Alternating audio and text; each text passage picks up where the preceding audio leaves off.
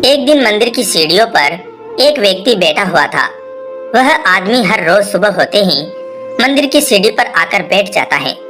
जो भी मंदिर में जाता था वह आते हुए उस आदमी को प्रसाद दे देता था।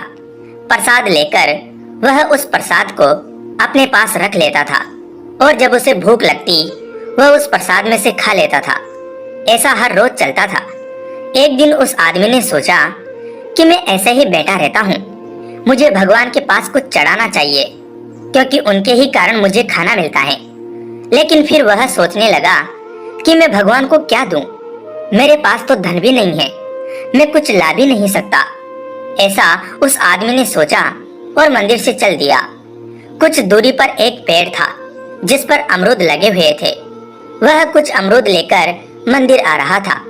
उसके रास्ते में एक लड़का आया जो कुछ मांग रहा था क्योंकि उसे बहुत भूख लगी हुई थी। उस आदमी ने कुछ अमरूद जो बहुत मीठे थे अपने हाथ में लिए हुए थे।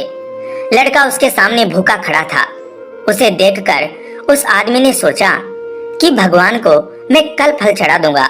यह लड़का बहुत ही भूखा है और उस आदमी ने उसे वह फल दे दिए। लड़का उन्हें खाकर वहां से चला गया। वह आदमी मंदिर में आ गया और भगवान के पास माफी मांगने के लिए आया।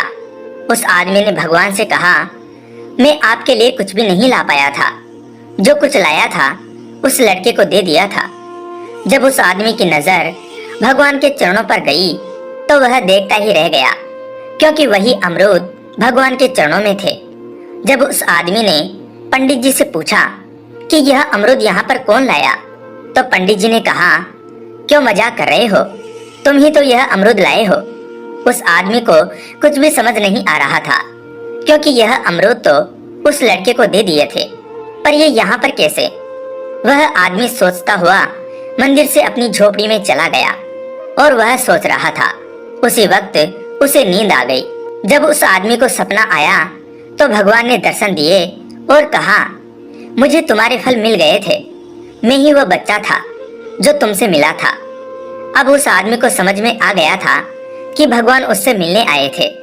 भगवान के दर्शन पाकर वह आदमी धन्य हो गया था। इसलिए दोस्तों, जिसको जरूरत हो उसको ही दे। भगवान हर जगह हैं, पर हम उन्हें देख नहीं पाते हैं। एक आदमी दुकान में काम करते हुए कहता है, अगर मुझे भगवान के दर्शन हो जाए तो मेरा जीवन ही सफल हो जाए, इससे अधिक मुझे कुछ नहीं चाहिए। यह बात सुनकर सेठ कहता है, मुझे नहीं पता है कि भगवान हमारे लिए क्या कर सकते हैं, लेकिन मुझे लगता है कि अगर तुमने काम पर ध्यान नहीं दिया तो तुम्हें पता है कि यह अच्छा नहीं हो सकता है। यह सुनकर वह आदमी काम पर ध्यान देने लगता है क्योंकि उसे पता है कि सेठ शायद उसकी बातें सुनकर परेशान हो गया है।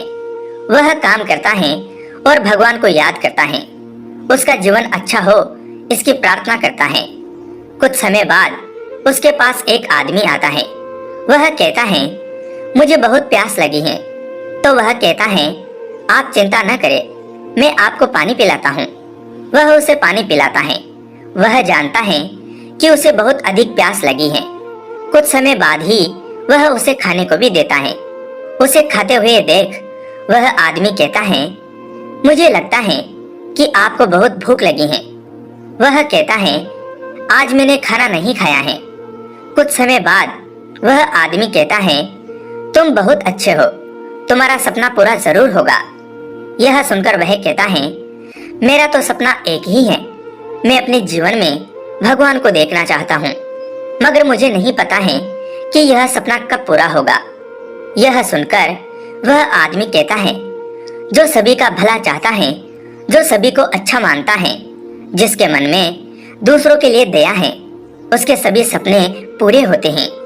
यह कहकर वह आगे जाता है, फिर गायब हो जाता है। यह देखकर वह आदमी खुश हो जाता है कि भगवान उसे दर्शन देने आए थे।